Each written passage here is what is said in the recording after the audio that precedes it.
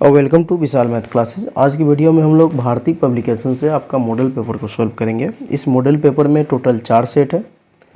4 set में से आज हम लोग पहले सेट को सॉल्व करेंगे। उससे पहले मैं ये पहले आपको समझा देता हूँ कि आपकी जो गणित की परीक्षा होगी उसमें टोटल 138 प्रश्न पूछे जाएंगे। जो पैटर्न है आपका 2024 का, जो 2024 की आपका जो पैटर्न है उसमें कुल जो क्वेश्चन होंगे वो आपका 138 क्वेश्चन होंगे, जो टोटल 100 नंबर का होगा। ये 38 क्वेश्चन जो होगा ये 2 फॉर्मेट में होगा, एक ऑब्जेक्टिव दूसरा सब्जेक्टिव। ऑब्जेक्टिव में टोटल 100 क्वेश्चन होंगे और सब्जेक्टिव में टोटल आपका 38 क्वेश्चन होंगे। ये सब्जेक्टिव भी 38 क्वेश्चन 2 फॉर्मेट में होंगे, एक 2 नंबर वाला और एक 5 नंबर वाला। 2 नंबर वाली जो क्वेश्चन की संख्या होगी वो आपका 30 क्वेश्चन होगा और 5 नंबर वाली जो क्वेश्चन की संख्या होगी ये आपका 8 क्वेश्चन होगा। यहाँ से आपको जवाब देना है, आपको जो आंसर देना है वो किसी 50 क्वेश्चन का देना है। यहाँ जो आंसर देना है वो आपको किसी 15 क्वेश्चन का देना है और यहाँ जो आंसर आपको देना है वो किसी 4 क्वेश्चन का देना है। इस हिसाब से टोटल आपका 138 क्वेश्चन हो जाएंगे, जो 100 नंबर का होगा। समय वही 3 घंटा 15 मिनट का रहेगा। तो ये कुछ जानकारी थी। आज हम लोग मॉडल सेट 1 को देखेंगे। इस भारतीय पब्लिकेशन में टोटल 4 सेट है। 4 सेट में से आज हम लोग पहले सेट को देखेंगे और पहले सेट के ये जो ऑब्जेक्टिव वाले पोर्शन है, इस ऑब्जेक्टिव वाले को हम लोग टोटल 100 क्वेश्चन को सॉल्व करेंगे।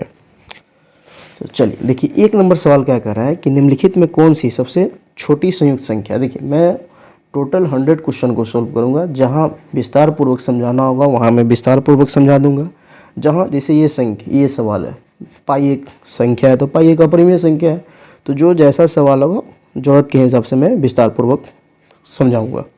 तो 1 नंबर सवाल का कहना है कि कौन सबसे छोटी संयुक्त संख्या। संयुक्त संख्या को ही हम लोग भाज्य संख्या बोलते हैं। तो सवाल का ये कहना है कि सबसे छोटी भाज्य संख्या कौन है। तो सबसे छोटी भाज्य संख्या होती है 4। अब भाज्य पर चर्चा करें और अभाज्य पर चर्चा ना करें तो ये गलत बात है।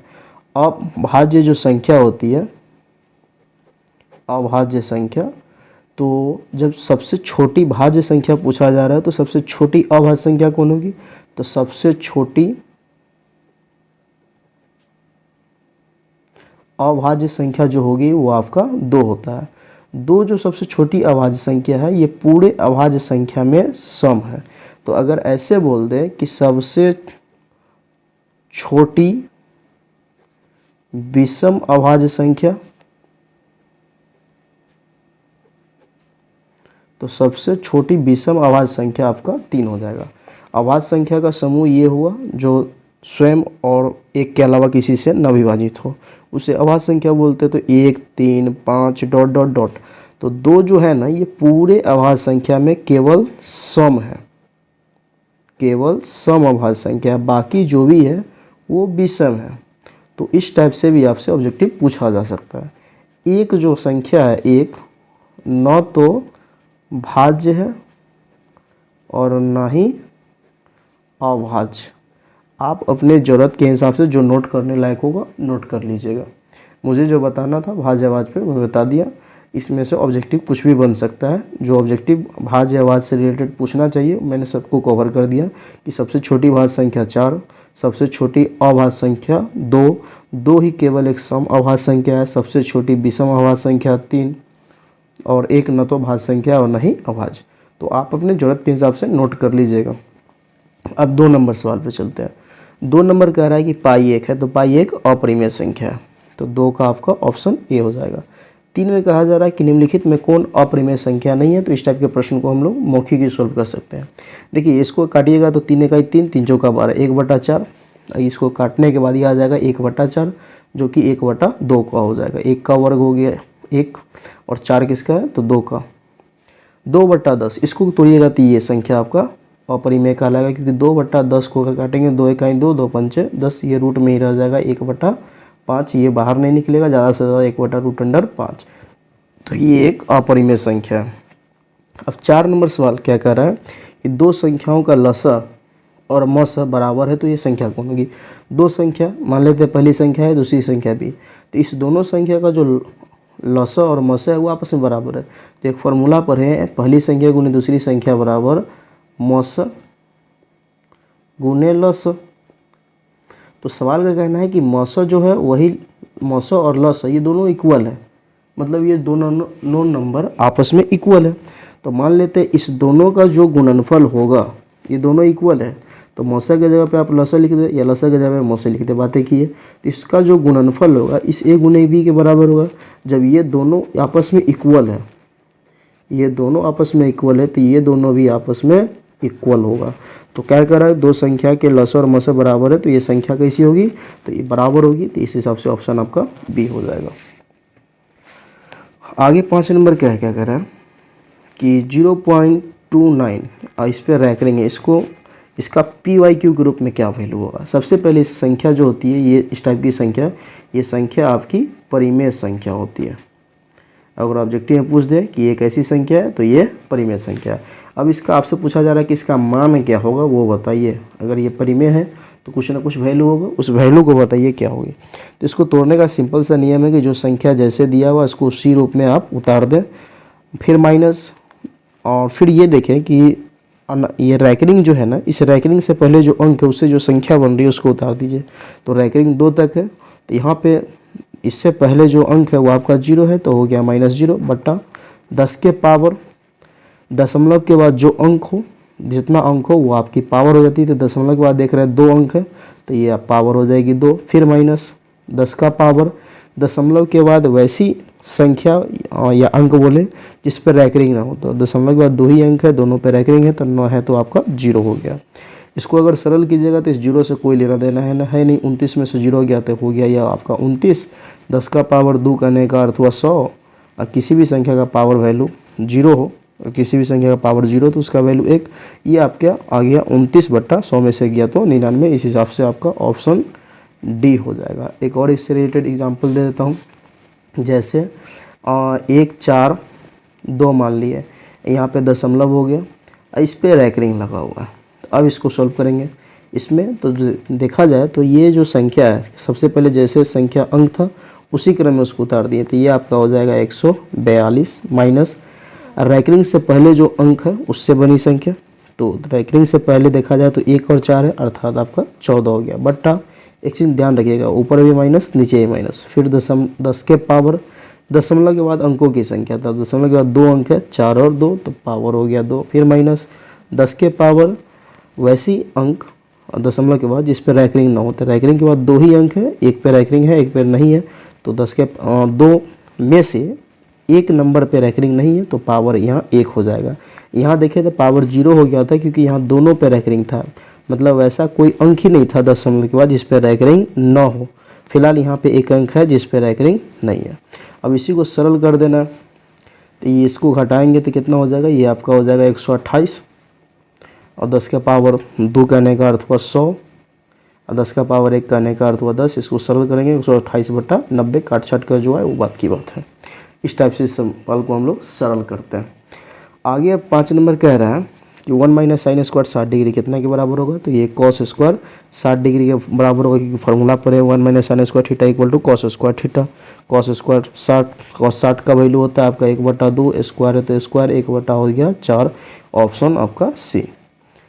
आगे ये आपका 6 नंबर था। 7 नंबर सवाल क्या कहा जा रहा है कि निम्नलिखित में किसका दशमलव प्रसार शांत है।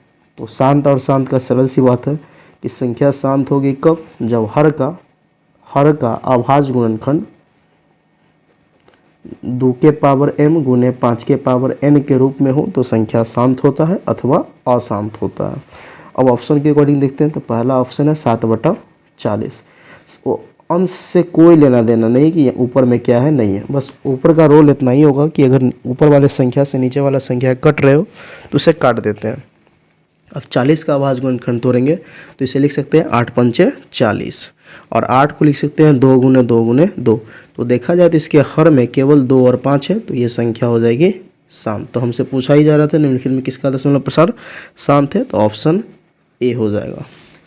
अब 8 में कहा जा रहा है किसका दशमलव प्रसार अशांत है, तो सिंपल सी बात है, ये 5/8 है।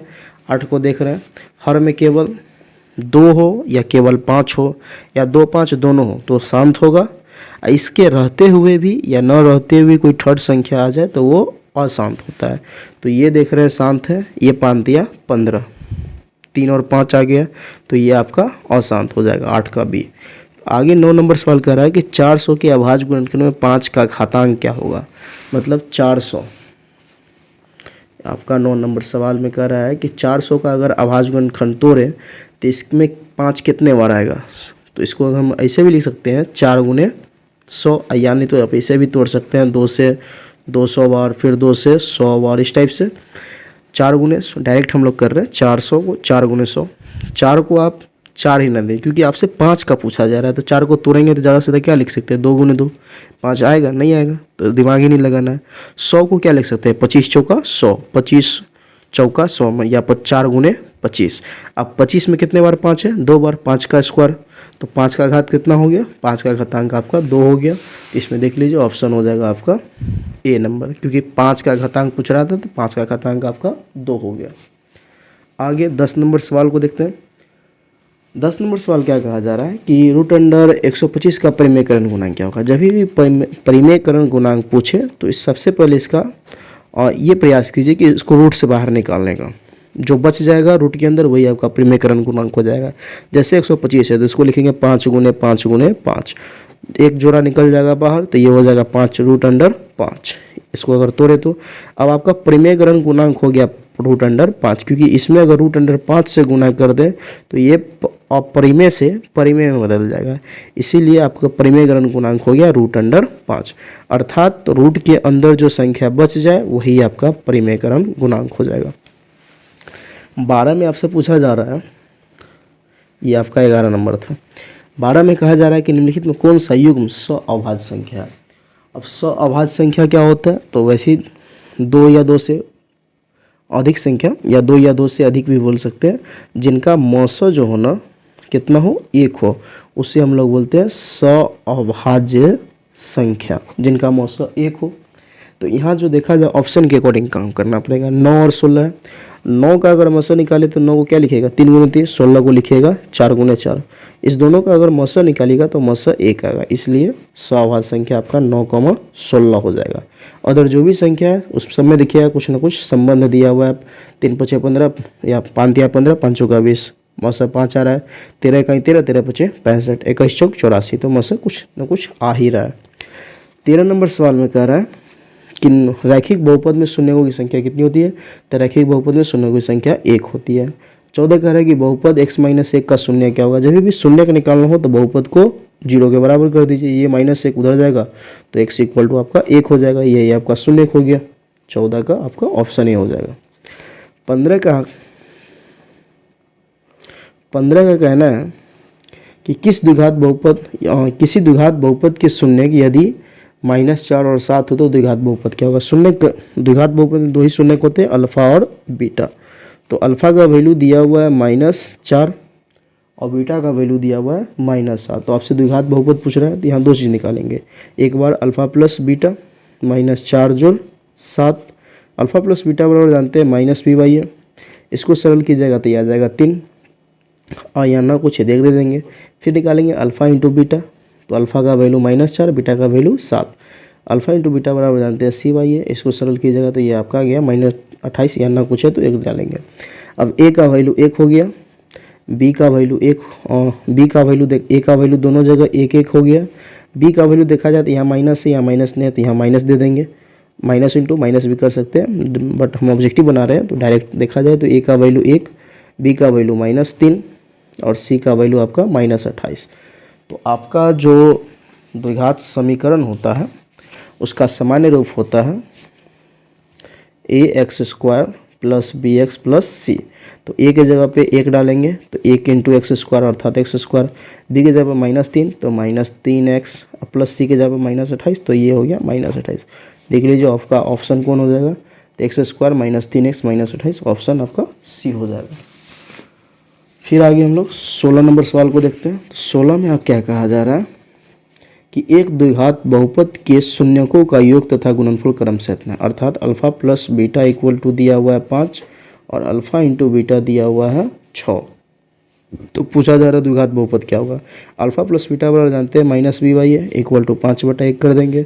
अल्फा इंटू बीटा बराबर सी वाई है तो 6/1 कर देंगे। सेम उसी टाइप से ए का वैल्यू दोनों जगह 1 हो गया तो 1 इंटू एक्स स्क्वायर तो हो जाएगा एक्स स्क्वायर। बी का वैल्यू देखा जाए तो यहाँ -5 है, यहाँ 5 है, तो तुलना करेंगे तो माइनस इसमें भी लगा देंगे तो बी का वैल्यू हो जाएगा -5x। फिर प्लस सी का वैल्यू देखा जाए तो 6, तो ये आपका हो गया 6। यही आपका द्विघात बहुपद हो गया। तो देखा जाए इसमें से ऑप्शन आपका बी हो गया 16 का। फिर आगे 17 नंबर सवाल को देखें तो 17 कह रहा है कि यदि बहुपद y² - 6y + 8 के शून्य का अल्फा बीटा हो तो अल्फा इंटू बीटा। तो अल्फा इंटू बीटा बराबर जानते हैं सी वाई है। इसमें सी के जगह पे देखें तो 8 है, ए के जगह पे ना कुछ है तो 1 है, बी के जगह पे -6 है, तो ये हो जाएगा 8/1 C/A। 8/1 equal to 8। आपका ऑप्शन हो गया ए नंबर।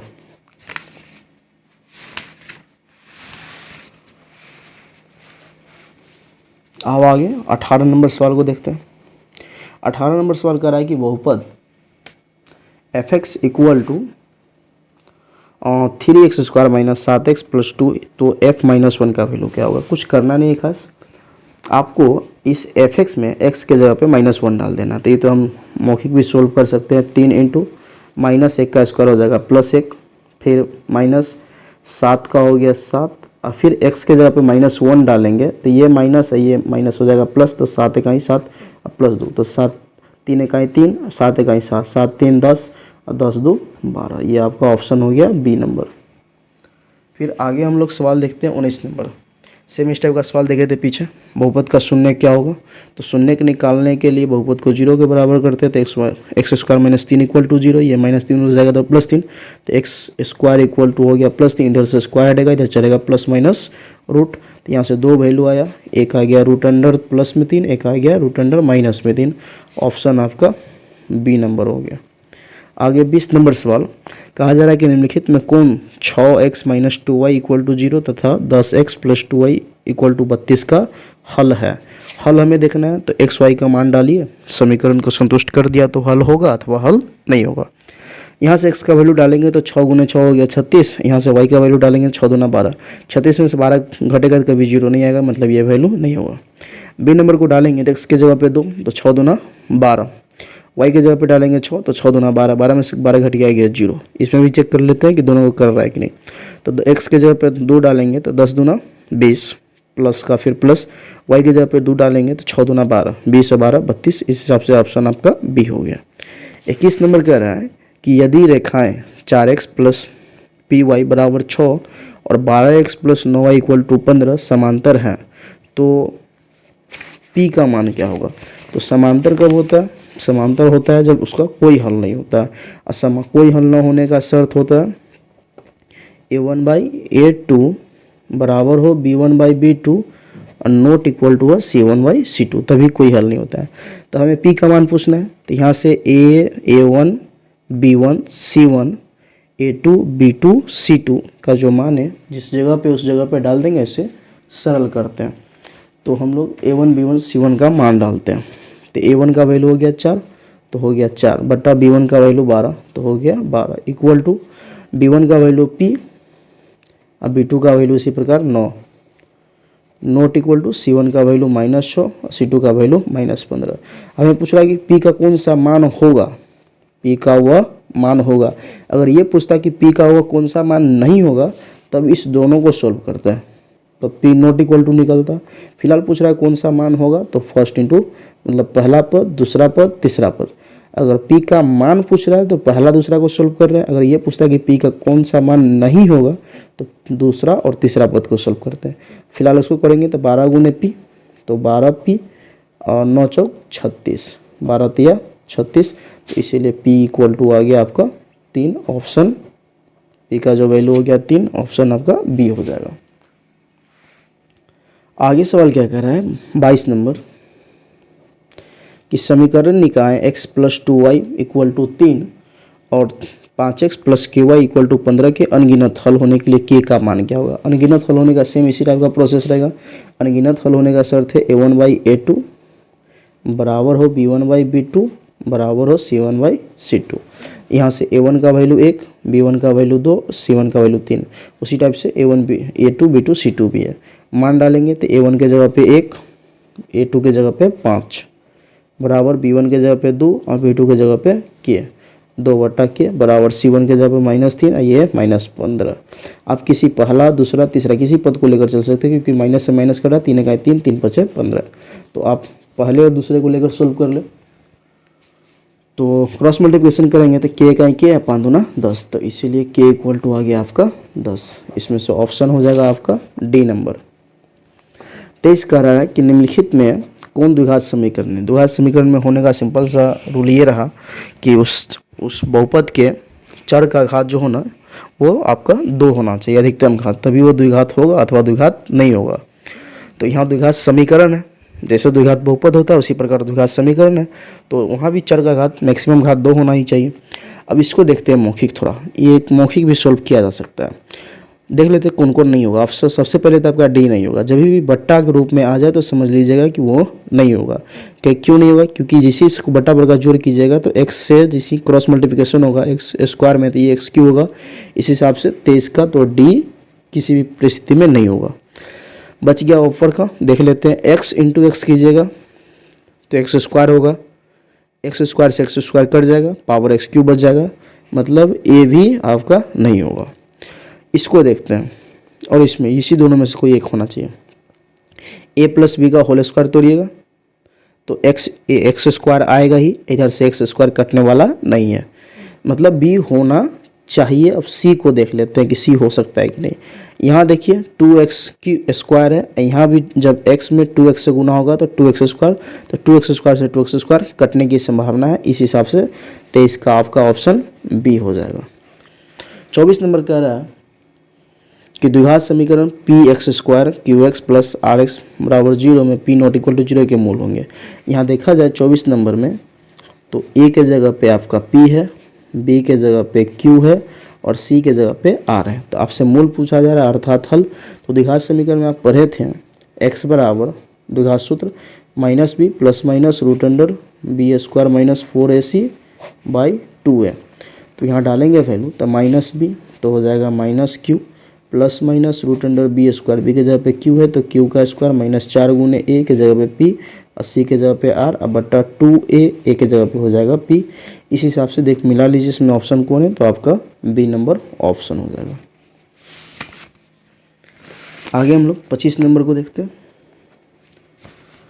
25 का कहना है कि द्विघात समीकरण 6x square plus 6x plus 1 के मूलों की प्रकृति क्या होगी। जब मूलों की प्रकृति ज्ञात निकालना हो या मूल वास्तविक होंगे या नहीं, इस टाइप से कुछ भी पूछे तो उसके विवेचक के मान पर निर्भर करता है। तो हमें डी निकालना पड़ेगा। डी बराबर हम जानते हैं B square minus 4ac। B के जगह पे देखा जाए तो 6, ए के जगह पे भी 6 और सी के जगह पे 1, तो बी स्क्वायर अर्थात 6 का स्क्वायर 36 माइनस 4 गुने 6 तो 4 छक 24 और फिर 24 से कहीं 24 और 36 में से 24 जगह तो ये आपका आ गया 12 जो ग्रेटर है 0 से। तो मूलों की प्रकृति क्या होगी, वास्तविक तथा असमान। D greater than equal to 0, तो मूलों की प्राकृतिक वास्तविक तथा असमान, ऑप्शन सी।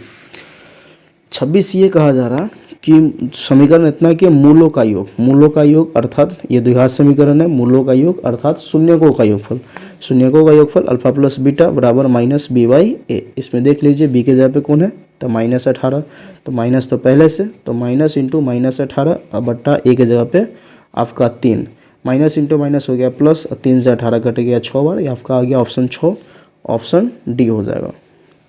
27 का ये कहना है 27 नंबर कि द्विघात समीकरण ax square plus bx plus C बराबर 0 के मूल एक दूसरे के व्युत्क्रम होंगे तो यदि ए बी बराबर सी, ए सी बराबर ए बराबर बी, इस टाइप से दिया हुआ है। मूल व्युत्क्रम होंगे, व्युत्क्रम का अर्थ होता है उल्टा, जैसे 2 का उल्टा होता है 1/2, 1/5 का उल्टा हो जाएगा 5, ये 8वां में पढ़ना था। व्युत्क्रम का अर्थ ये हुआ। तो यहाँ मूल रहा है कि मूल व्युत्क्रम होंगे, तो द्विघात समीकरण में 2 ही मूल होते हैं अल्फा और बीटा। तो अल्फा व्युत्क्रम है बीटा का और बीटा व्युत्क्रम है अल्फा का, तो ये तो व्युत्क्रम होंगे। अब इसका संबंध क्या दिया हुआ है कि b बराबर सी, सी बराबर है, इस टाइप से दिया हुआ है। तो यहाँ ए बी सी जो भी है ना, ये तो एक्स या तो गुणांक है या फिर अचर है, क्योंकि एक्स का गुणांक एक्स स्क्वायर का गुणांक ए है, एक्स का गुणांक बी है और सी अचर है। अर्थात ये या तो गुणांक के बीच संबंध है या नहीं तो अचर और गुणांकों के बीच संबंध के बारे में ये सवाल पूछा जा रहा है।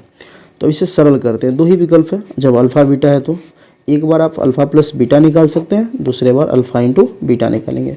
दोनों तथ्य से चलेंगे, देखते हैं क्या निकल कर आता है। तो अल्फा प्लस बीटा बराबर हम जानते हैं माइनस बी बाई ए। एक गौर कीजिएगा तो बी के जगह पे बी रहेगा, ए के जगह पे ए रहेगा, सी के जगह पे सी रहेगा। द्विघात समीकरण का सामान्य रूप दिया हुआ है, जिस हिसाब से ये ए बी सी के जगह पे ए बी सी ही रहेगा। और अल्फा इंटू बीटा बराबर जानते हैं सी बाई ए। अब अल्फा की जगह पे एक बटा बीटा डाल दीजिए, या फिर बीटा की जगह पे एक बटा अल्फा डाल दीजिए। तो हम अल्फा की जगह पे एक बटा बीटा डाल देते, तो एक बटा बीटा जोड़ beta equal to minus B by A. अब इसे अगर आगे आप सरल कीजिएगा तो यहाँ ना कुछ एक देकर बटा बीटा इंटू बीटा हो जाएगा बीटा, फिर बीटा में बीटा से भाग देंगे एक बार, तो एक प्लस एक में बीटा से भाग देंगे बीटा बार, बीटा गुने बीटा, बीटा स्क्वायर। मतलब ये द्विघात के रूप में आ गया, बीटा स्क्वायर अर्थात द्विघात के रूप में आ गया। इससे संबंध निकलने वाला नहीं है। इसको सरल करते हैं। अल्फा की जगह पे फिर से वही एक बटा बीटा डाल दिए और गुना बीटा का beta equal to C by A का सी बाई ए। बीटा से बीटा कट गया, बच गया एक equal to C by A. यहाँ ना कुछ एक देंगे, क्रॉस मल्टीप्लिकेशन कर देंगे तो एक संबंध निकलेगा सी इक्वल टू ए। देख लीजिए, सी में एक से गुना किए तो सी, ए में एक से गुना किए थे। ये ऑप्शन आपका बी हो गया, 27 का बी नंबर।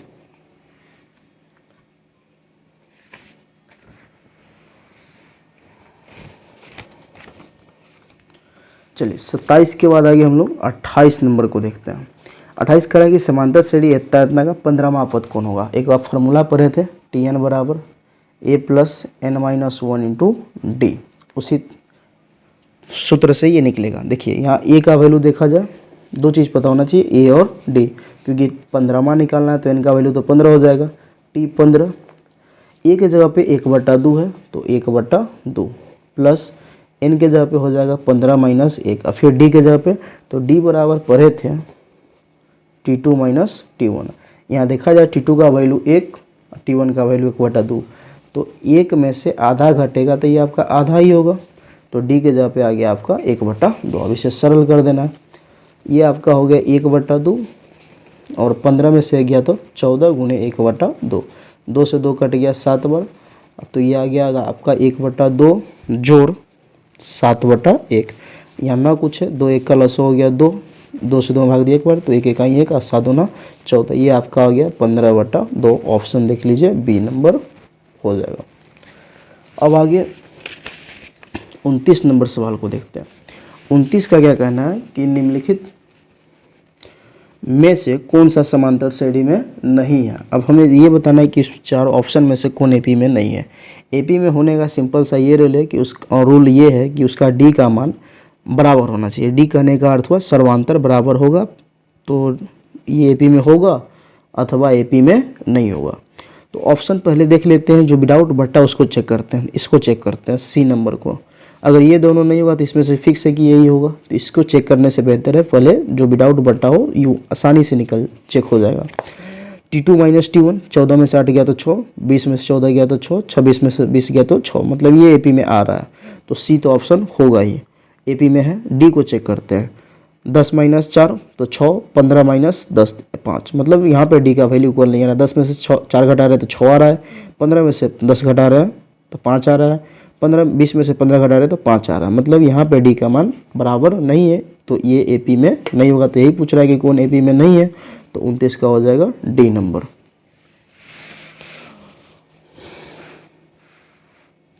अब आगे 30 नंबर सवाल को देखते हैं। 30 का क्या कहना है कि यदि किसी समांतर श्रेणी का पहला पद अर्थात ए का वैल्यू 9, फिर और आगे क्या कर रहा है सर्वांतर अर्थात डी का वैल्यू -3 है, तो इसके प्रथम 12 पदों का योगफल अर्थात SN निकालना है। तो SN बराबर हम लोग फॉर्मूला जानते हैं n/2 into 2a plus n-1 into D. ये SN बराबर जानते हैं हम लोग। अब इसे सरल करते हैं, तो S12 निकालना है, तो S12 इक्वल टू आपका हो जाएगा 12/2 इंटू 2a 2 गुने 9 प्लस 12 माइनस 1 और डी का वैल्यू -3। जितना जल्दी हो यहाँ 12 n/2 हुआ, 2 से 12 कट गया 6 बार, तो ये आपका 6 9 दूना हो गया 18 और माइनस प्लस हो गया माइनस, और 12 में से 1 गया तो 3, 12 में से 1 गया तो 11, 11 तिया आपका 33 हो गया। अब इसे सरल कर लेते हैं, 6 का हो गया 6, 18 में से 33 जाएगा तो आपका हो जाएगा माइनस का 15, अब 15 छक हो गया 90, तो -90 ऑप्शन आपका सी नंबर हो गया। अब 31 नंबर सवाल को देखते हैं। 31 नंबर सवाल क्या कहा जा रहा है। 31 का कहना है किसी समांतर श्रेणी इतना इतना इतना का कौन सा पद 170 है।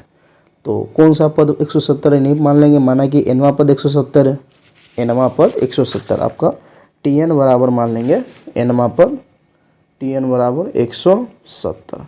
अब यहाँ से हमें दो चीज़ देखना होगा, ए का वैल्यू और डी का वैल्यू। तो पहला पद आपका देखा जाए 17, तो 17 ए का वैल्यू हो गया, और डी निकालना है तो T2 माइनस T1, 34 में से 17 गया तो 17, 51 में से 34 गया तो 17, तो डी का वैल्यू भी 17 आ गया। अब इसे सरल करना है तो टी एन बराबर देखें जस्ट अभी formula A plus N minus 1 into D. तो ए के जगह पे हो जाएगा आपका 17 प्लस एन का तो मान ही निकालना है तो एन माइनस 1 इंटू डी के जगह पे भी 17 इक्वल टू 170। ये जो प्लस 17 है इधर जाएगा तो -17, तो इधर बच जाएगा 17 into n minus 1 equal to 170 minus 17। फिर आगे 17 into n minus 1 equal to 170 में से 17 जाएगा तो ये आपका हो जाएगा 153। अब 17 से 153 में भाग देंगे तो ये कटेगा 9 बार में, ये -9 उधर गया तो +1 हो जाएगा, ये -9 इधर जाएगा तो प्लस का 1, तो इसीलिए n बराबर 9 1 हो जाएगा आपका 10, तो ये 10वां पद हो जाएगा। इस हिसाब से ऑप्शन आपका बी हो जाएगा। अब आगे 32 नंबर सवाल को देखते हैं। 32 का कहना है किसी समांतर श्रेणी इतना इतना इतना में 6 में पदों की संख्या बताए। फिर उसी प्रकार है कि इसमें टोटल कितने पद है, जैसे यहाँ n का मान निकाले थे उसी प्रकार यहाँ भी n का मान निकालना है। यहाँ tn दिया था, यहाँ भी tn दिया हुआ था, मतलब यहाँ माने थे कि nवा पद इतना है, यहाँ nवा पद का वैल्यू ही 6 है। सेम उसी प्रकार का प्रोसेस रहेगा। तो यहाँ यहाँ भी tn बराबर अर्थात अंतिम पद बराबर 6 दिया हुआ है, तो ये हो गया 6। ए का वैल्यू यहाँ भी देखा जाए तो ए का वैल्यू 51 और डी का वैल्यू यहाँ निकालेंगे तो 48 में से 51 जाएगा तो ये हो जाएगा -3। फिर से वही प्रोसेस टी एन बराबर ए प्लस, तो ए के जगह पे हो गया 51 plus n minus 1 into D के जगह पे -3 इक्वल टू 6। ये प्लस का 51 हो जाएगा तो माइनस का, इधर आ गया इधर बच गया -3 into n minus 1 equal to ये +51 इधर आ गया तो -51, तो -3 into n minus 1 equal to 51 में से 6 गया तो माइनस का 45, माइनस से माइनस कटा 3 से 45 कटा 15 बार, ये -1 इधर गया तो प्लस का 1, 15 1 आ गया 16। अब इस हिसाब से ऑप्शन आपका बी हो गया। आगे 33 कह रहा है कि 0 और 50 के बीच कितनी विषम संख्या होगी। तो 0 से 50 के बीच आपका 25 विषम संख्या और 25 सम संख्या होगी। इस हिसाब से ऑप्शन आपका ए नंबर हो गया। फिर आगे 34 नंबर सवाल कह रहा है कि समकोण त्रिभुज ABC में कोण B 90 है। यह आपका समकोण त्रिभुज ABC हुआ, ABC। इस ABC में कोण B 90 डिग्री हो गया, AB √15 दिया हुआ है, BC 1 दिया हुआ है और AC 4 दिया हुआ है। तो आपसे पूछ रहा है tan A का मान इस कोण के लिए, तो इस कोण के लिए लंब, ये आधार, ये कर्ण, तो tan A, तो tan थीटा बराबर जानते हैं लंब बटा कर्ण। लंब आपका हो गया BC का वैल्यू 1, कर्ण का वैल्यू हो गया √15, तो 1 बटा √15 ऑप्शन सी हो जाएगा। अब आगे हम लोग 35 नंबर सवाल को देखते हैं। 35 नंबर का क्या कहना है कि यदि कॉसेक फाई इक्वल टू के, तो कॉस फाई का मान क्या होगा। कॉसेक इसको बोलते हैं फाई इक्वल टू के। कॉसेक थीटा बराबर जानते हैं कर्ण बटा लंब, तो यहाँ ना कुछ एक दे सकते हैं, तो कर्ण का वैल्यू पता है, लंब का वैल्यू पता है, तो हम आधार निकालेंगे √कर्ण स्क्वायर माइनस लंब स्क्वायर। अब आपसे पूछ रहा है कॉस का, तो इसीलिए कॉस फाई इक्वल टू जानते हैं आधार बटा कर्ण, तो आधार का वैल्यू रूट अंडर के स्क्वायर माइनस 1, कर्ण का वैल्यू के, इस हिसाब से ऑप्शन आपका बी नंबर हो जाएगा। 36 नंबर सवाल में कहा जा रहा है कि 1/sec फाई बराबर है, तो 1/sec फाई इक्वल टू होता है कॉसेक, 36 का बी हो जाएगा। 37 में कह रहा है cot X into tan X, तो cot theta into tan theta equal to आपका 1 होता है। और इसमें कह रहा है यहाँ कॉमा हो जाएगा, यदि कॉस फाई इक्वल टू 1/2 तो कॉसेक का मान क्या होगा, सेम इसी टाइप का है, कॉसेक का आप निकाल लीजिएगा। 39 कह रहा है कि यदि फाई इक्वल टू 45 डिग्री तो सेक 45 प्लस कॉसेक 45 का मान क्या होगा, तो sec 45 degree plus cosec 45 degree, phi की जगह पे 45 डिग्री रखने के बाद सेक 45 का आपका मान हो जाएगा √2, ये भी हो जाएगा प्लस का √2, ये √2 हो गया आपका 2√2, ऑप्शन आपका डी हो जाएगा। 40 में कह रहा है कि यदि 3 tan a बराबर 3 tan a minus 3 equal to 0 तो a का वैल्यू, मतलब 40 का root under 3 tan a minus 3 equal to 0 दिया हुआ।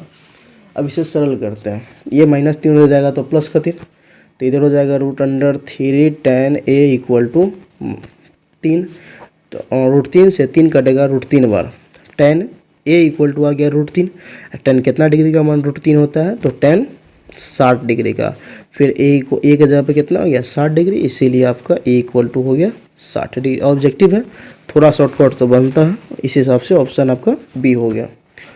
इस टाइप का वैल्यू जो भी हो कुछ पढ़ने की जरूरत नहीं है, डायरेक्ट इसका वैल्यू 1 होता है, सेक 35 बटा कॉसेक 35 और कॉसेक 55, किसी एक को चेंज कीजिएगा तो 1 आ जाएगा, 1 का स्क्वायर आपका 1 ही होगा। 42 में कह रहा है कि निम्नलिखित में किसका मान सबसे अधिक है, वैल्यू दिया हुआ है, देखते हैं किसका वैल्यू सबसे अधिक है, जिसका वैल्यू सबसे अधिक होगा वही आपका ऑप्शन हो जाएगा। कह रहा है कॉस 45 का वैल्यू 1/√2, साइन 0 का वैल्यू 0, कॉट 45 का वैल्यू 1, कॉस 60 का वैल्यू 1/2। इस चारों मान में सबसे बड़ा वैल्यू कॉट 45 का है क्योंकि उसका वैल्यू 1 होता है, तो 42 का सी हो जाएगा। 43 कह रहा है कि साइन 30 का वैल्यू क्या होगा, साइन 30 का वैल्यू 1/2 होगा, ऑप्शन बी। और 44 कह रहा है कि कॉसेक स्क्वायर थीटा माइनस 1 बराबर क्या है, देखा जाए तो ये फार्मूला नहीं था, फार्मूला ये होता है 1 माइनस कॉस स्क्वायर थीटा, ये आपका 44 में केवल माइनस का फर्क है। 44 बोल रहा है कॉस स्क्वायर थीटा माइनस 1, हम लोग फार्मूला पढ़े ये है कि 1 minus cos square theta equal to sine square theta, यहाँ माइनस देख रहे हैं जो प्लस में है वो माइनस में दिया हुआ है, तो सिंपल माइनस कॉमन निकाल देंगे और इसको लिख सकते हैं माइनस कॉस स्क्वायर थीटा +1। अब +1 इसको सजा कर लिखेंगे नहीं, हम बस बोल दे रहे हैं +1 फिर minus cos square theta equal to sine square theta, minus बाहर लगा हुआ है तो माइनस साइन स्क्वायर थीटा हो जाएगा आपका। इस हिसाब से ऑप्शन ए इसका आंसर हो जाएगा 44 का। ये कॉस स्क्वायर थीटा -1 था, तो इसका आंसर हो जाएगा माइनस साइन स्क्वायर थीटा।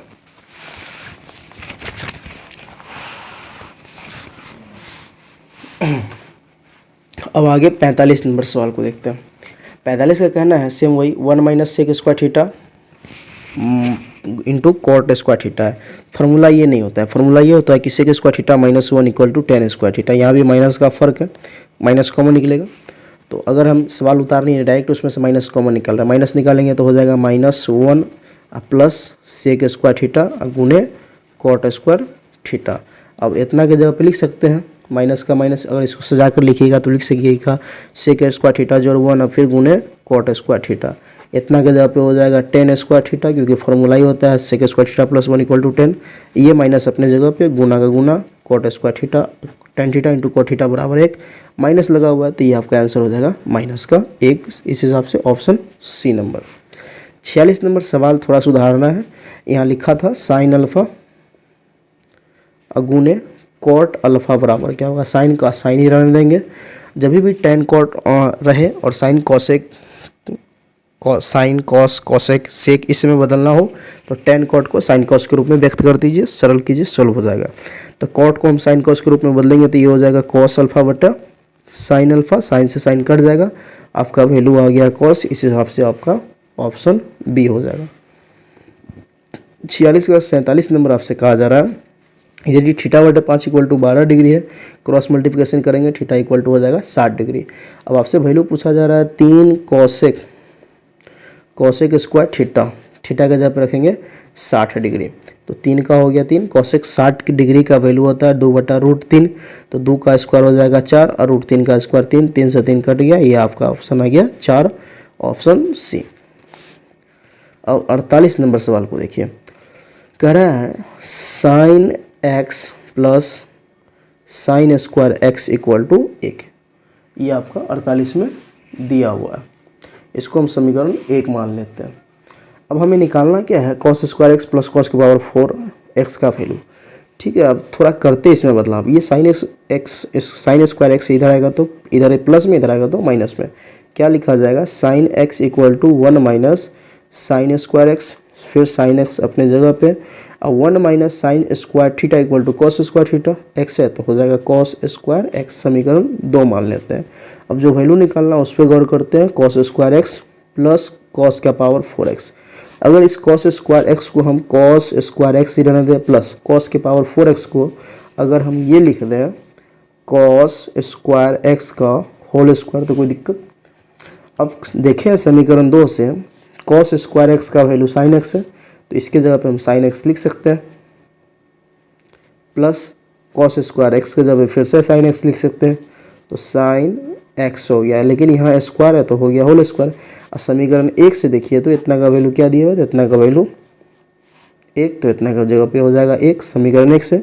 इस हिसाब से ये 48 नंबर सवाल का ऑप्शन आपका सी हो जाएगा।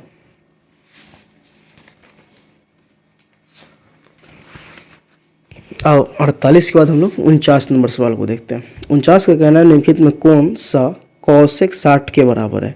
कॉसेक 60 का जो वैल्यू होता है, कॉसेक 60 का वो होता है आपका 2/√3। अब किसका वैल्यू 2/√3 होता है, तो सेक 30 का 2/√3 होता है, तो बिल्कुल सेक 30 का होगा, ऑप्शन आपका ए हो जाएगा।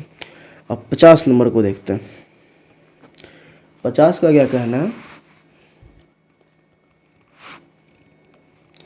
50 नंबर कह रहा है कि यदि cosec theta minus cot theta equal to x है तो कॉसेक थीटा का वैल्यू क्या होगा। मतलब आपको 50 दिया हुआ है, cosec theta minus cot theta equal to x दिया हुआ है, तो कॉसेक थीटा का वैल्यू पूछ रहा है। करना कुछ नहीं है, अब थोड़ा बहुत इसको सरल करने का तरीका सोचना पड़ेगा। इस ऑब्जेक्टिव में तो पूछा हुआ है, साथ साथ इसको चाहे तो सब्जेक्टिव में भी पूछ सकता है। सवाल थोड़ा सब्जेक्टिव प्रोसेस से बनेगा। ये इसको हम लोग समीकरण 1 मान लेते हैं। अब एक हम फार्मूला पढ़े हैं, cosec square theta minus cot square theta equal to 1। इस पे भी स्क्वायर है, इस पे भी स्क्वायर है, तो अगर हम इसको लिख दें कॉस थीटा का होल स्क्वायर, इसको लिख दें कॉट थीटा का होल स्क्वायर, तो कोई दिक्कत नहीं होना चाहिए।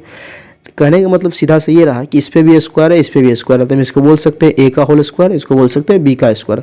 तो A square minus B square बराबर पढ़े हैं A plus B into A minus B equal to 1 का हो गया 1। मतलब cosec square theta minus cot square theta था, तो कॉसेक थीटा जोड़ cot theta, A square minus B square into A square minus B square बराबर formula होता है A plus B into A minus B. तो उस कॉन्सेप्ट पे आपका ये हो गया। अब समीकरण 1 से देखा जाए तो cosec theta minus cot theta का वैल्यू x है, तो इसके जगह पे x हम डाल सकते हैं। तो ये आपका हो जाएगा कॉसेक थीटा जोड़ कॉट थीटा अपने जगह पे, इसके जगह पे हो गया x इक्वल टू 1। फिर आगे कॉसेक थीटा जोड़ कॉट थीटा, ये जो x गुना में इधर आएगा तो भाग में, इसको मान लिया समीकरण 2।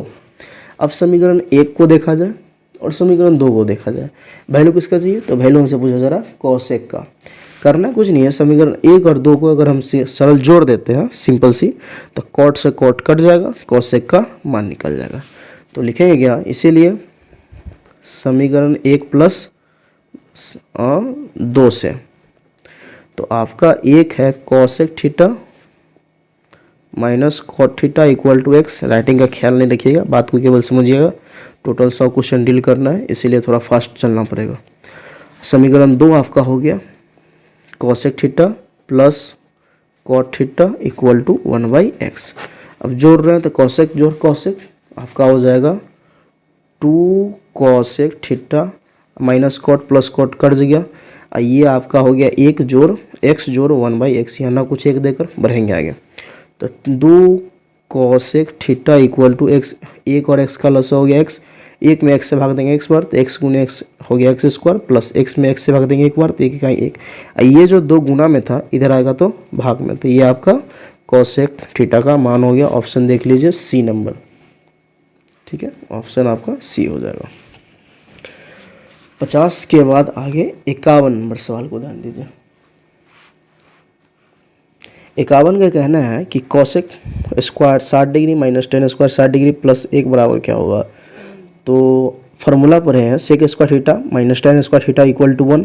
तो इतना के जगह पे sec square 60 degree minus tan square 60 degree plus 1 है, तो इतना के जगह पे तो आपका 1 हो जाएगा। तो 1 और जोड़ 1 तो 1 1 हो जाएगा 2, क्योंकि जब थीटा था तो थीटा 60 डिग्री है तो 60 डिग्री वैल्यू 1 ही आएगा। तो 1 1 आपका 2 हो जाएगा, इस हिसाब से ऑप्शन आपका बी हो जाएगा। 51 के बाद 52 नंबर सवाल, ये सब तो बहुत सरल सा सवाल है। 52 का कहना है कि कॉट 90 डिग्री माइनस है, तो कॉट 90 डिग्री माइनस ए हो जाएगा tan है, ऑप्शन आपका डी नंबर। 53 नंबर सवाल को देखते हैं। 53 का कहना है कि 2 tan a बटा 1 प्लस tan स्क्वायर 30 डिग्री। इसे सरल करना पड़ेगा थोड़ा बहुत, इस टाइप का सवाल सब्जेक्टिव में भी पूछ सकता है। तो 2 tan डायरेक्ट वैल्यू डालते हैं, tan 30 का जो वैल्यू होता है वो आपका होता है 1/√3, तो गुना 1/√3 हो गया बट्टा 1 जोड़ tan स्क्वायर 30 डिग्री, तो 1/tan स्क्वायर 30 डिग्री, तो tan 30 का वैल्यू 1/√3, 1 का स्क्वायर 1 और √3 का स्क्वायर हो जाएगा 3, यहाँ ना कुछ एक देकर बराबर का जोड़ करते हैं। फिर से इसको आगे बढ़ाते हैं, तो 2 गुने 1 2 बटा √3, फिर ये मूल बट्टा 1 और 3 का लसा आपका 3 हो गया। 1 से 3 भाग देंगे 3 बार, तो 3 इकाई 3 जोड़ 1, 3 में 3 से 1 बार तो 1 इकाई 1। अब इसको पलट देते हैं, इसको हम लोग पलटेंगे, तो 2 बटा √3 अपने जगह पे गुना 3 ऊपर चला जाएगा और 3 1 हो जाएगा 4, 2 से 4 कटेगा 2 बार, √3 से 3 कटेगा √3 बार, आपका आ गया ऊपर √3 नीचे 2। तो इसमें वैल्यू दिया हुआ है sin 30 का वैल्यू क्या √3/2 होता है, तो नहीं, इसका वैल्यू होता है sin 60 डिग्री का, इस हिसाब से ऑप्शन आपका डी हो जाएगा। tan 60 का cos 60 का वैल्यू ये नहीं होता है। अब आगे हम लोग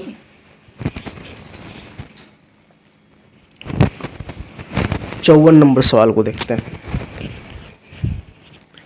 54 नंबर सवाल का क्या कहना है। 54 नंबर कह रहा है कि यदि एक 6 मीटर ऊंचे खंबे की छाया पृथ्वी पर 2√3 मीटर हो तो उन्नयन कोण बताइए। सपोज दैट ये मान लिए ए बी आपका खंबा हो गया, इस खंबे की ऊंचाई दिया हुआ है 6 मीटर, इसकी जो ज़मीन पे छाया बन रही है वो 2√3 मीटर बन रही है। तो ये इस बिंदु से इस खंबे के शिखर के साथ जो कोण बन रहा है यही कोण आपको निकालना है।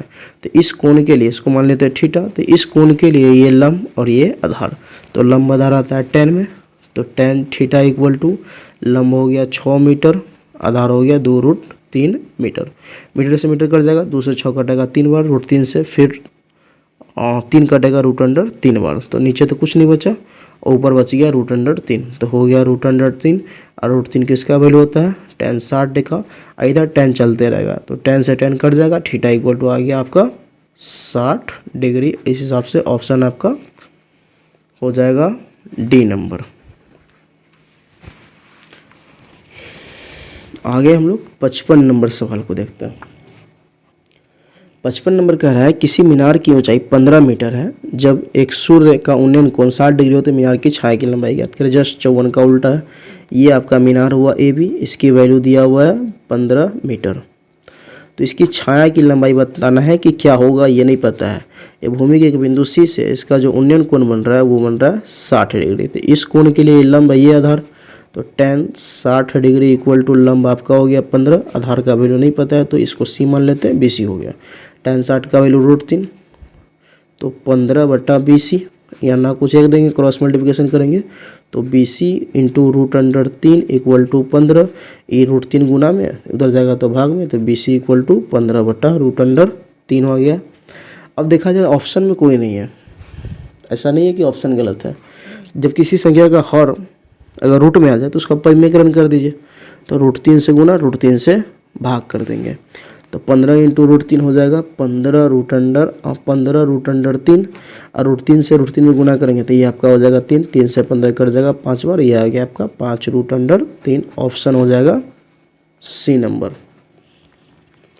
चलिए आगे हम लोग 56 देखते हैं। 56 में कह रहा है कि निर्देशांक अक्षों के प्रतिच्छेदन बिंदु को कहा जाता है। ये जो मान लेते हैं निर्देशांक हुआ वाई एक्स, ये आपका हुआ एक्स एक्स, एक दूसरे को जिस बिंदु पे काटता है इसको क्या बोलते हैं, मूल बिंदु। देख लीजिए ऑप्शन आपका सी हो जाएगा। 57 आपसे ये कहा जा रहा है कि बिंदु -6,8 किस पाद में होंगे, तो इसको थोड़ा समझ ही लीजिए। इसमें जो होता है प्रथम चतुर्थांश में सभी प्लस होते हैं, एक्स निर्देशांक भी प्लस, वाई निर्देशांक भी प्लस। प्रथम में सभी प्लस, द्वितीय में एक्स का वैल्यू ऋणात्मक और वाई का वैल्यू धनात्मक, तृतीय में एक्स का वैल्यू ऋणात्मक और वाई का वैल्यू भी ऋणात्मक, चतुर्थ में एक्स का वैल्यू धनात्मक और वाई का वैल्यू ऋणात्मक। इस हिसाब से देख लीजिए, माइनस का माइनस है तो तृतीय में ऑप्शन आपका सी हो जाएगा। 58 कह रहा है कि मूल बिंदु से बिंदु इतना की दूरी, तो फार्मूला पर है मूल बिंदु से किसी बिंदु की जो दूरी होता है √x² प्लस वाई स्क्वायर होता है। एक्स के जगह पे साइन है, वाई के जगह पे कॉस है, तो हो जाएगा √sin² जोड़ cos²। फार्मूला पर है sin² प्लस cos² बराबर 1, तो √1 का वैल्यू आ गया 1। इस हिसाब से ऑप्शन आपका बी हो जाएगा। 59 नंबर सवाल कह रहा है कि बिंदु आर इतना और एस इतना के बीच की दूरी, तो किसी भी बिंदु का हमको दूरी निकालना है तो आर और एस है, तो आर एस इक्वल टू हो जाएगा √x1 माइनस x2 का होल स्क्वायर। तो x1 के जगह पे आपका 1 हो गया, माइनस फार्मूला ही होता है x1 माइनस x2, तो x2 का जो वैल्यू माइनस में है तो माइनस इंटू माइनस हो जाएगा प्लस का होल स्क्वायर, फिर y1 माइनस y2, तो प्लस y1 का वैल्यू 1 और y2 का वैल्यू 5 का होल स्क्वायर। ये हम उम्मीद कर रहे हैं कि आपको फार्मूला पता होगा, डायरेक्ट वैल्यू डाल दिए। 1 1 हो गया 2, 2 का स्क्वायर 4, फिर प्लस 1 में से 5 गया तो 4 और 4 का स्क्वायर 16, 16 4 आपका हो गया √20। 20 का भाज्य गुणनखंड तोड़िएगा तो 4 पंचे 20, मतलब 2 गुने 2 गुने 5, 2 बाहर निकल गया तो 2 आपका 5 आंसर हो गया। इस हिसाब से ऑप्शन आपका सी हो गया। आगे 60 नंबर सवाल को देखते हैं। 60 कहा जा रहा है कि रेखा y बराबर 8 का आलेख निम्न में से किस बिंदु से होकर नहीं गुजरेगी, तो इस सभी ऑप्शन को देखिए, सब में x y के जगह पे 8 ही है। इस ऑप्शन डी में y के जगह पे 8 न देकर x के जगह पे 8 दे दिया, इस हिसाब से ऑप्शन आपका डी हो जाएगा। 61 कर रहा है कि निम्नलिखित में कौन सा बिंदु प्रथम चतुर्थांश में होगा। अभी जस्ट देखें, प्रथम चतुर्थांश में होने के लिए दोनों धनात्मक होना चाहिए, तो दोनों धनात्मक है ए ऑप्शन का, तो ये आपका प्रथम में होगा, ये आपका द्वितीय में होगा, ये तृतीय में होगा, ये चतुर्थ में होगा। अब आगे 62 नंबर सवाल को देखते हैं। 62 नंबर सवाल कह रहे हैं 5,6, ये जो हम पोस्ट में भी डाले थे, कम्युनिटी पोस्ट होता है उसमें ये सवाल डाले थे कि 5, बिंदु ए, सीधे लिखे थे बिंदु 5,6 की वाई अक्ष से दूरी, लंबवत दूरी या सीधा दूरी पूछा जाए। तो जब वाई अक्ष की दूरी पूछे तो एक्स निर्देशांक का जो वैल्यू होता है वो आंसर हो जाएगा, और जब एक्स अक्ष की दूरी पूछे तो वाई निर्देशांक का जो वैल्यू होगा वो हो जाएगा। तो हमसे पूछा जा रहा है वाई अक्ष की दूरी, तो एक्स निर्देशांक का वैल्यू कितना है 5, तो आपका 5 हो जाएगा। आगे 63 नंबर सवाल में कह रहा है कि बिंदु एम इतना एन इतना को मिलाने वाली रेखाखंड के मध्य बिंदु का निर्देशांक क्या होगा। तो मिड पॉइंट का जो निर्देशांक होता है वो आता है आपका x1 जोड़ x2/2 y1 जोड़ y2/2। x1 के जगह पे -2 है और x2 के जगह पे -8 है, तो -2 जोड़ -8 तो हो जाएगा -10, -10 का आधा हो गया -5, 10 जोड़ 14, 14 10 हो गया 24, 24 का आधा 12। ये आपका ऑप्शन हो गया, मतलब सी नंबर हो गया ऑप्शन।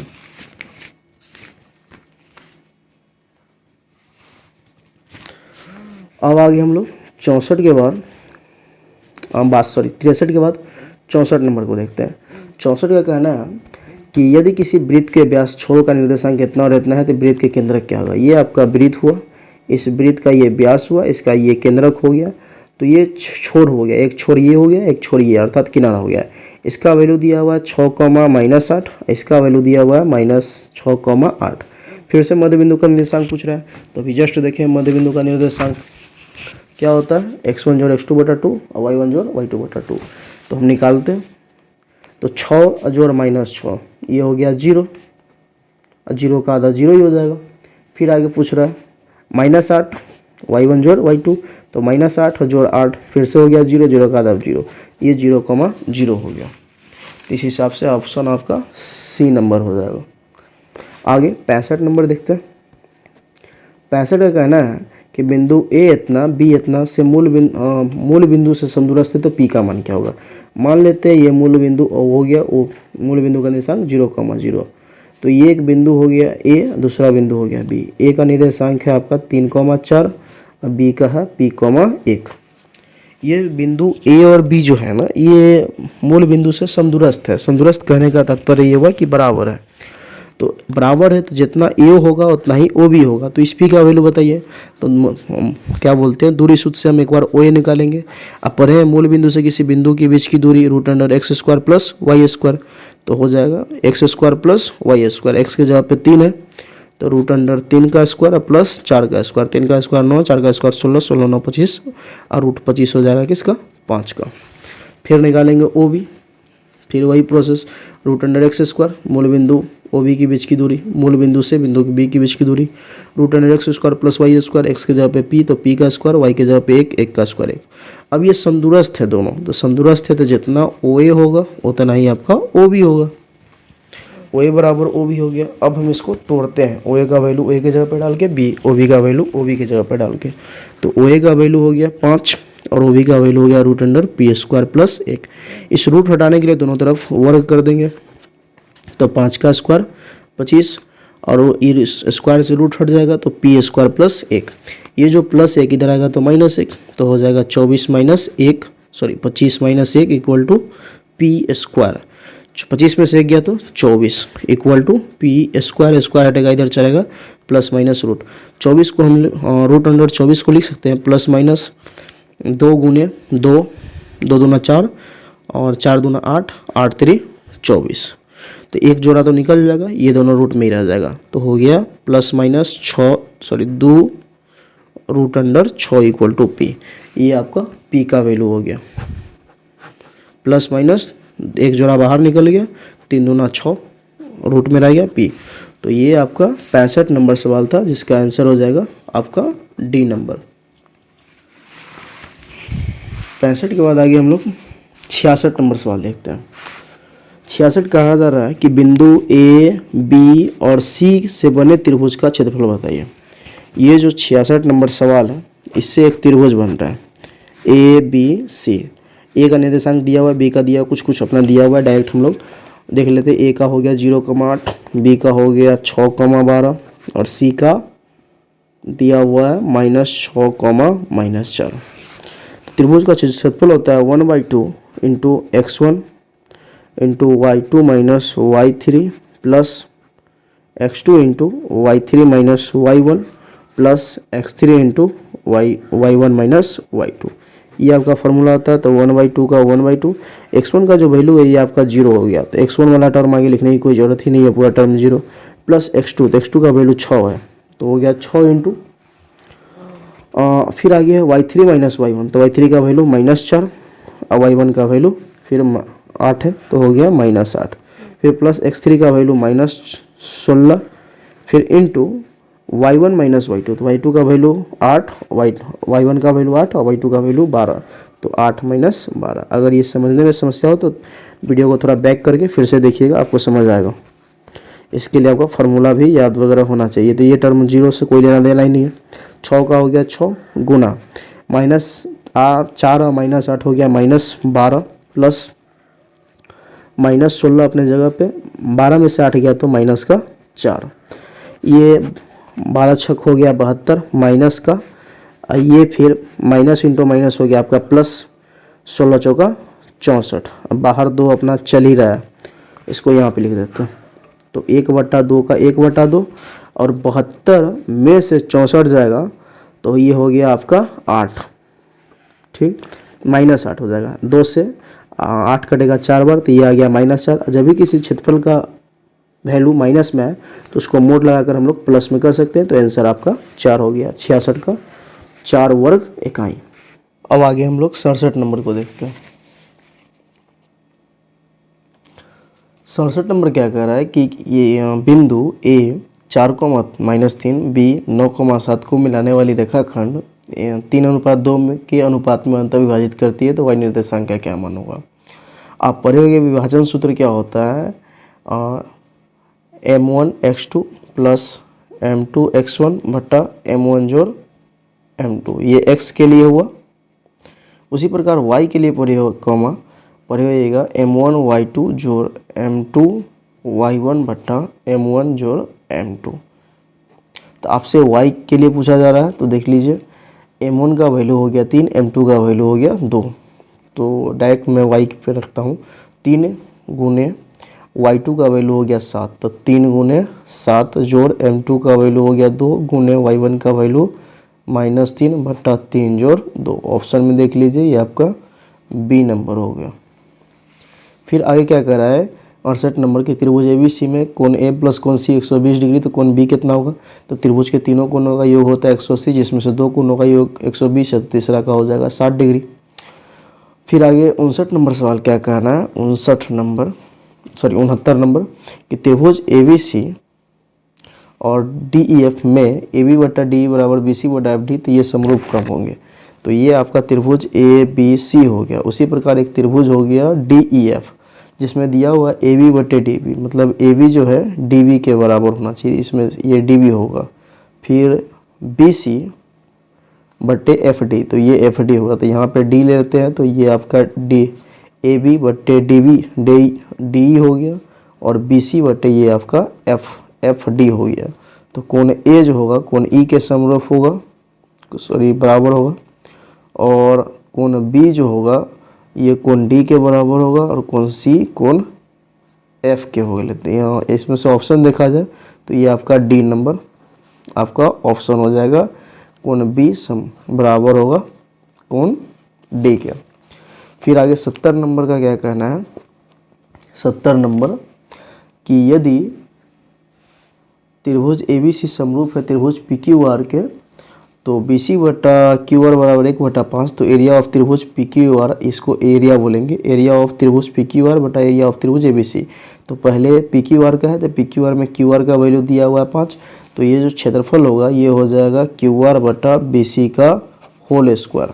तो QR का है 5, तो 5 का स्क्वायर हो जाएगा 25 अब बट्टा, फिर त्रिभुज ABC का नीचे जिक्र है, तो BC का वैल्यू 1, तो 1 का स्क्वायर 1, 25 बटा 1 अर्थात आपका ऑप्शन 25 हो जाएगा, ए हो जाएगा।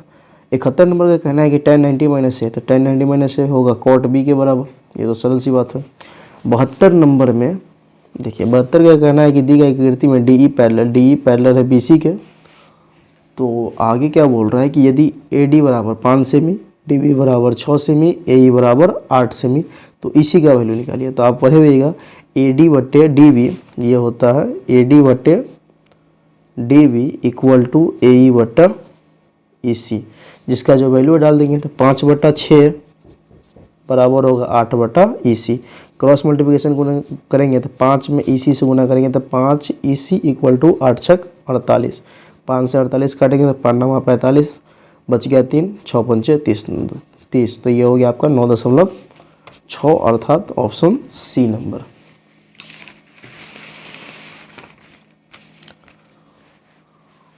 बहत्तर के बाद आगे हम लोग 73 देखेंगे। 73 का कहना है कि दो समकोणीय त्रिभुज में उनकी संगत भुजा का अनुपात सदैव समान रहता है। किसने कहा था? थिल्स ने कहा था।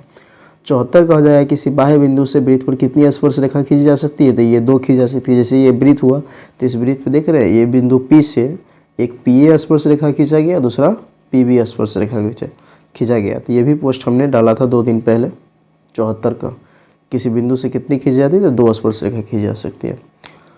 75 का कहना है कि दी गई आकृति में PA और PB, 75 नंबर में PA और PB 2 स्पर्श रेखा है ओ केंद्र वाले वृत्त पर इस प्रकार है कि कोण APO 40 डिग्री है। पहले मैं फिगर बना देता हूँ, कुछ इस टाइप का फिगर है। ये आपका P हो गया, ये आपका A हो गया, यहाँ पे आपका B हो गया, ये बीच में O केंद्र हो गया। तो फिर आगे कह रहा है OPA, मतलब ये कोण जो दिया हुआ है ये 40 डिग्री दिया हुआ है। तो ऑप्शन निकालने के लिए क्या कहा जा रहा है, OAB, मतलब ये कोण बताइए कितना डिग्री का होगा। ये कोण OAB, आपको ये कोण कहा जा रहा है। ठीक है, इसको बहुत सरल तरीके से बना सकते हैं। अगर चतुर्भुज में आप देखें, चतुर्भुज OAPB में देखें चतुर्भुज, मतलब इस पूरे आकृति में देखें तो ये चतुर्भुज हो गया, 4 भुजा से घिरी आकृति हुआ। ये पूरा देखो आपको निकालना है ये कोण, जबकि ये पूरा यहाँ पे कितना डिग्री का कोण बनेगा, तो 90, यहाँ पे बनेगा 90, और ये 40 है, तो ये पूरा हो जाएगा आपका 80। तो देखा जाए हम डायरेक्ट शॉर्टकट में लिख रहे हैं, हमें ये कोण नहीं पता है, अगर ये पता चल जाए तो वैल्यू ही निकल जाएगा। हम लिख सकते हैं कोण A प्लस कोण P प्लस कोण B प्लस कोण O बराबर 360 डिग्री। चतुर्भुज के चारों कोणों का योग 360। ये आपका 90, ये आपका 80 पूरा, ये भी आपका 90, ये नहीं पता है तो निकल जाएगा 90 90, आपका हो गया 180। 180 में 80 जोड़ेंगे तो ये हो गया 260 डिग्री। ये प्लस का 260 उधर जाएगा तो माइनस का 260, तो कोण O जो होगा 260 में 360 में से 260 घटेगा तो ये आपका हो जाएगा 100 डिग्री, मतलब ये कोण हो गया 100 डिग्री। अब देखा जाए तो ये वृत्त हुआ, ये वृत्त की ये त्रिज्या है, ये दोनों क्या है, वृत्त की त्रिज्या है। तो ये दोनों आपको ये निकालने के लिए कहा जा रहा है, ये दोनों वृत्त की त्रिज्या, जिसमें से ये अकेला 100 डिग्री है। तो यहाँ पे बनने वाला ये दोनों आपस में बराबर होंगे, तो यहाँ पे बनने वाला कोण भी क्या होगा, बराबर होगा। तो त्रिभुज के तीनों कोणों का योग 180, जिसमें से ये अकेला 100 बच गया 80। 80 को 2 भाग में बांट देंगे तो ये भी 40 और ये भी 40, तो ये इसका आंसर हो जाएगा। मतलब जो आपसे पूछा जा रहा था OAB मतलब ये कोण, तो ये हो जाएगा 40 डिग्री। 76 नंबर सवाल में देखिए, क्षेत्र कह रहा है कि दी गई आकृति में QOR वृत्त का व्यास है।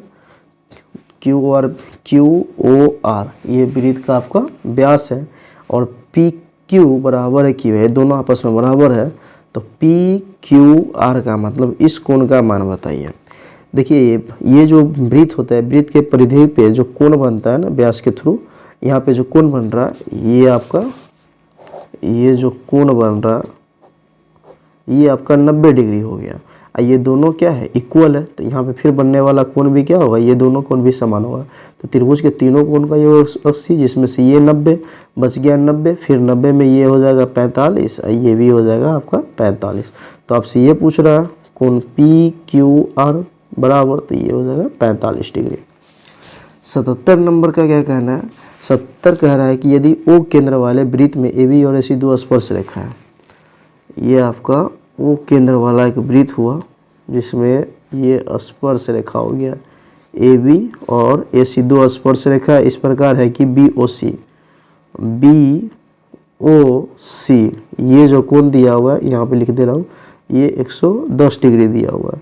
तो CAO मतलब ये कोण पूछ रहा है। देखा जाए ये पूरा 110 है, तो ये कितना होगा 55, मतलब अगर त्रिभुज में चले, त्रिभुज AOC में चलते हैं, AOC में इस त्रिभुज में कोण A जो मतलब ये कोण अजोड़ कोण O अजोड़ कोण C का जो वैल्यू होगा वो 180 होगा, जिसमें से हमें ये पता है 55, ये पता है यहाँ पे 90, तो 55 90 हो गया आपका 145 डिग्री।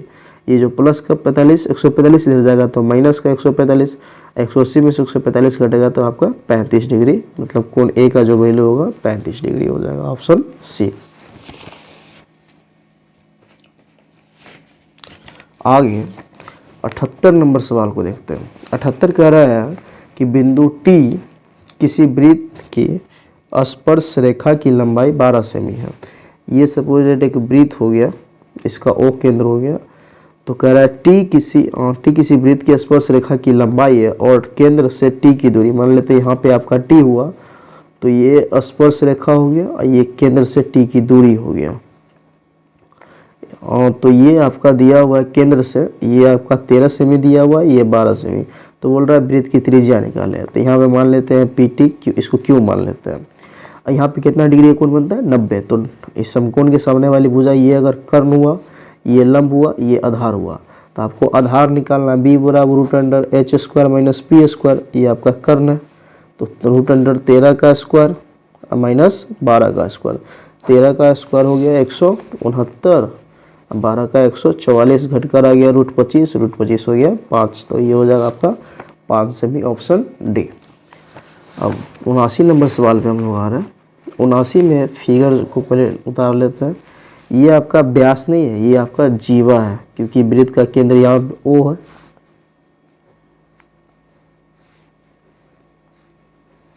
चलिए, इस टाइप का कुछ दिया हुआ है फिगर। ये आपका PQ, ये आपका R, ये आपका O है।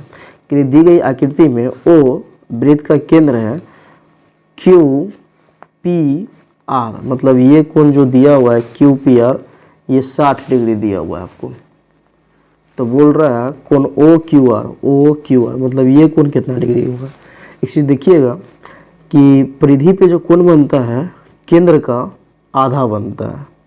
तो अगर ये 60 है तो केंद्र पे 2 गुना बनेगा। क्या बोले हैं, 2 बात बोले हैं। अभी जस्ट पहले ये बोले हैं कि परिधि पे जो कोण बनता है केंद्र का आधा बनता है। इसका अर्थ ये हुआ कि केंद्र पे जो कोण बनता है परिधि का 2 गुना बनता है। तो ये 60 है, तो ये 120 डिग्री हो गया।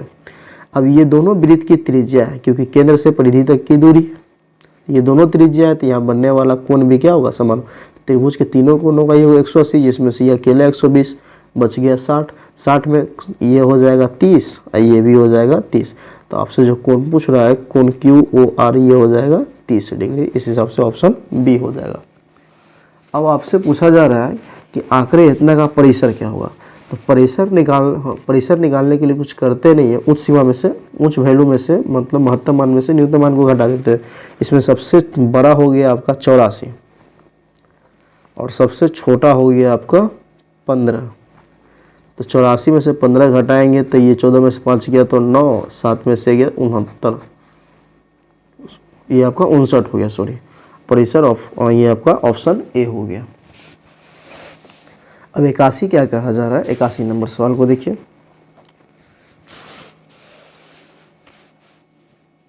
इक्यासी का कहना है कि 1 2 3 डॉट डॉट कॉमा n का समांतर माध्य क्या होगा। माध्य निकालने का अर्थ औसत। तो माध्य बराबर होता है संख्याओं का योगफल बटे संख्याओं की संख्या। तो इसमें संख्या है 1 2 जोड़ 3 जोड़ डॉट डॉट डॉट कहाँ तक n तक, अब बटे संख्याओं की संख्या, तो टोटल नंबर है n। माध्य का दूसरा अर्थ होता है औसत। तो औसत कैसे निकालते हैं, सभी संख्याओं को आपस में जोड़ दीजिए, जब वो संख्या से भाग दे दीजिए। तो ये टोटल n संख्या है, सबको जोड़ दिए, n से भाग दे दीजिए। अब आप पढ़े हुइएगा एक फार्मूला, और चूंकि 1 जोड़ 2 जोड़ 3 जोड़ डॉट डॉट डॉट जोड़ n बराबर है, मतलब प्रथम n प्राकृत संख्याओं का योगफल पढ़े हुइएगा। प्रथम n प्राकृत संख्याओं का योगफल n इंटू n प्लस 1/2, ये फार्मूला पढ़े हुए। तो इसका वैल्यू ये यहाँ पे डाल देंगे, तो n इंटू n प्लस 1/2 पूरा बटा आपका n हो गया। या ना कुछ एक देकर इसको पलट देंगे, तो पलटेंगे तो n इंटू n प्लस 1/2 और गुना पलट कर 1/n, n से n कट गया, आपका आ गया n प्लस 1/2। ये आपका आंसर हो गया सी। और 82 का कहना है कि यदि थ्री माध्यमक मतलब थ्री माध्यिका बराबर बहुलक जोड़ x माध्य, तो x का मान क्या होगा। देखिए लिखा हुआ है थ्री माध्यक बराबर बहुलक जोड़ x माध्य, ये आपका सवाल दिया हुआ है। इस x का मान पूछ रहा था। हम एक फार्मूला पढ़े हैं, बहुलक बराबर, मतलब माध्य का बहुलक के बीच संबंध पढ़े होइएगा। बहुलक बराबर थ्री माध्यक माइनस 2 माध्य, ये फार्मूला पर है। अब इस फार्मूला को हम क्या करते हैं, यहाँ पे बहुलक के जगह पे इतना डाल देते हैं। तो ये थ्री माध्यक अपने जगह पे बराबर बहुलक के जगह पे थ्री माध्यक माइनस 2 माध्य ये डाल दिए। अब प्लस का प्लस x माध्य अपने जगह पे, ये थ्री माध्यक से थ्री माध्यक कट गया, इधर आ गया 0, बच गया -2 माध्य प्लस x माध्य। माध्य कॉमन निकल गया, तो 0 इक्वल टू माध्य को कॉमन निकाल दिया तो बच गया -2 जोड़ x। ये माध्य इधर गुना में इधर आएगा तो भाग में, तो 0 बटा माध्य बराबर -2 जोड़ x। अब क्या करेंगे, 0 में किसी संख्या से भाग देंगे 0 हो जाएगा, तो ये 0 हो गया इक्वल टू -2 जोड़ x। ये -2 इधर आएगा था +2, इसीलिए x इक्वल टू आपका हो गया 2। इसमें ऑप्शन देख लीजिए, x का वैल्यू 2, ऑप्शन सी हो जाएगा। फिर 83 कह रहा है कि प्रेक्षण 12 13 11 14 12 13 15 11 13 का बहुलक। इसमें देख रहे हैं 13 एक बार 2 बार 3 बार रिपीट हो रहा है और 12 शायद 2 बार ही रिपीट हो रहा है, तो बहुलक आपका 13 हो जाएगा। मतलब बहुलक निकालने के लिए जो सबसे ज़्यादा बार रिपीट हो, जो सबसे ज़्यादा बार रिपीट हो वही आपका बहुलक हो जाएगा। 84 नंबर का क्या कहना है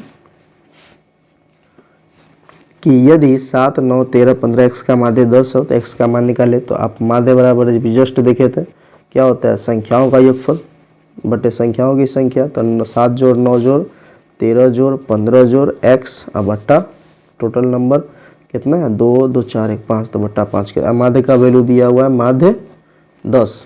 तो 10 इक्वल टू 7 और 13 हो गया आपका 20 और 15 20 और 15 हो गया 35 और 35 9 44 जोड़ x बटा 5। यहाँ ना कुछ एक देखिए क्रॉस मल्टीप्लिकेशन करेंगे एक में 44 जोड़ x से, तो 44 जोड़ x और 5 नहीं 50। ये प्लस का 44 उधर जाएगा था माइनस का, तो x इक्वल टू हो जाएगा आपका 6। 50 में से 44 जाएगा तो 6। ये आपका x का वैल्यू आ गया 6, ऑप्शन ए। 85 करा किसी घटना की प्रायिकता का अधिकतम मान। जस्ट प्रायिकता का अभी हम लोग ऑब्जेक्टिव किए थे। प्रायिकता का अधिकतम मान 1 होता है, न्यूनतम मान 0 होता है, तो ये आपका ऑप्शन ए हो जाएगा।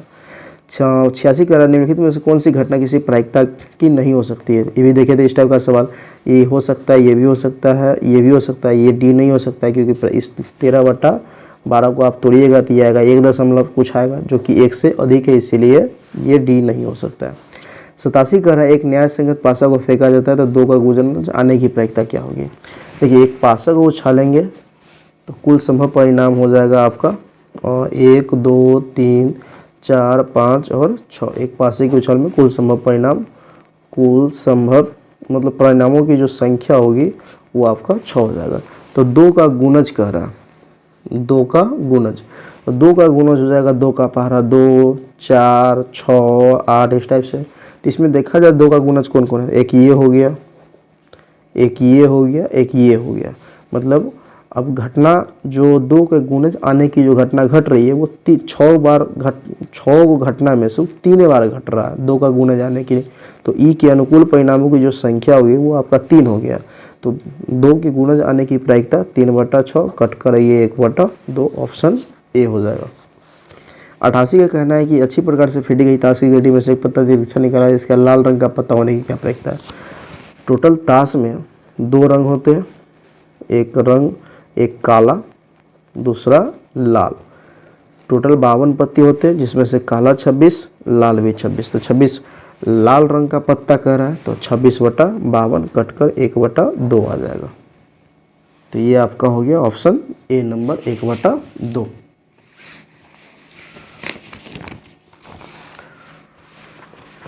उनासी नंबर सवाल को देखते हैं। 79 का क्या कहना है।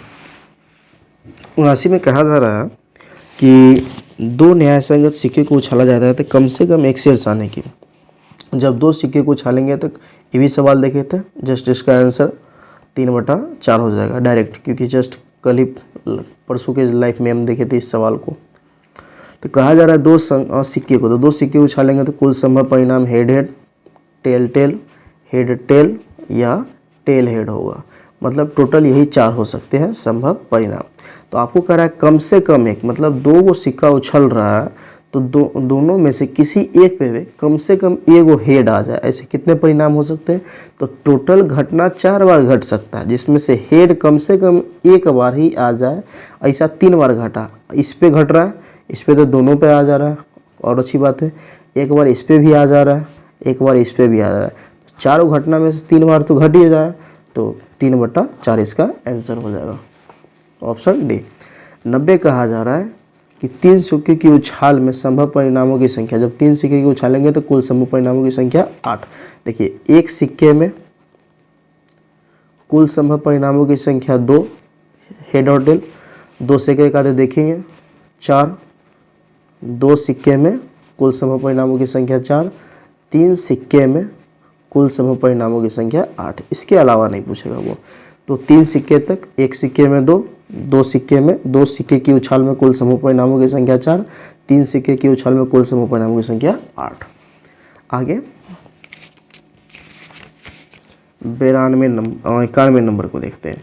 91 का कहा जा रहा है कि 8 सेमी त्रिज्या वाले वृत्त के अंतःवर्ग का क्षेत्रफल ज्ञात करें। देखिए ये एक वृत्त हुआ, इसकी त्रिज्या 8 सेमी है, इसके अंदर एक क्या बोलते हैं वर्ग है, ठीक है, ये सपोज इस टाइप का वर्ग है।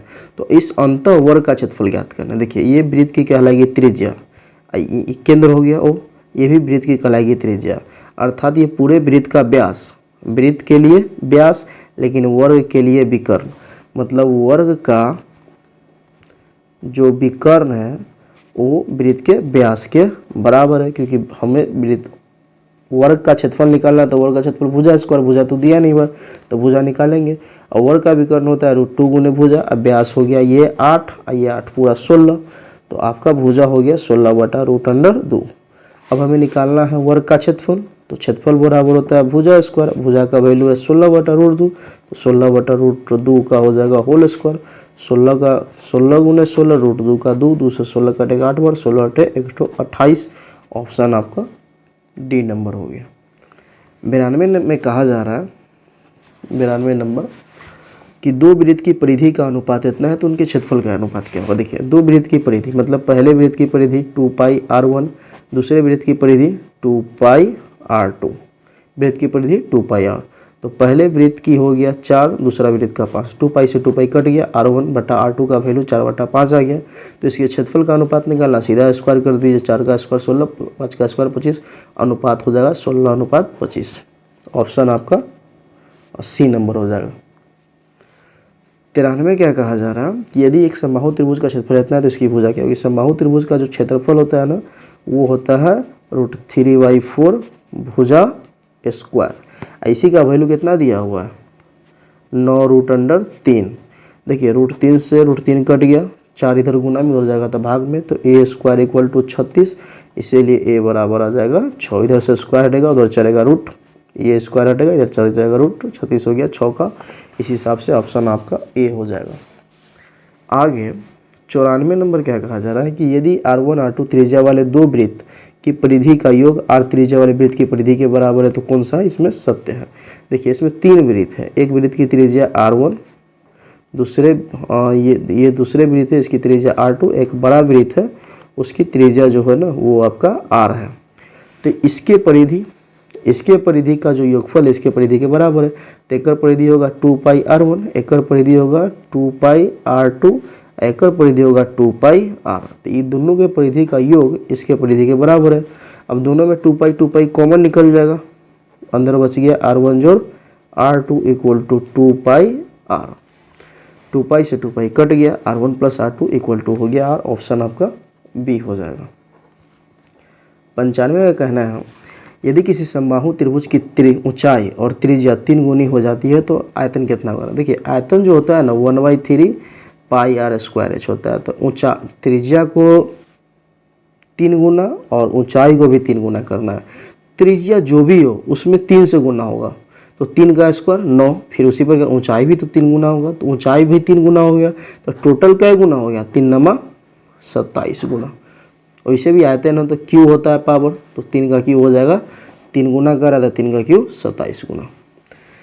96 कहा जा रहा है कि r त्रिज्या वाले अर्धगोले का कुल पृष्ठफल क्या होता है। तो अर्धगोले का कुल पृष्ठफल 3πr² होता है और इसका वक्र पृष्ठ 2πr² होता है। 97 का कहना है कि शंकु के छिन्नक का आयतन 1/3 πr², 1/3 शंकु का छिन्नक का आयतन जो होता है ना 1/3 πh इंटू r1 का स्क्वायर प्लस r2 का स्क्वायर प्लस r1 × r2, ये फर्क होता है। अब यहाँ देखिए बड़का आ रहा है, ठीक है, बड़का और फिर छोटका आर का स्क्वायर, फिर बड़का आर इंटू छोटका आर, यहाँ पे कैपिटल आर कर दीजिए, यहाँ पे स्मॉल आर कर दीजिए, स्क्वायर स्क्वायर, ठीक है। ये आपका ऑप्शन ए हो जाएगा।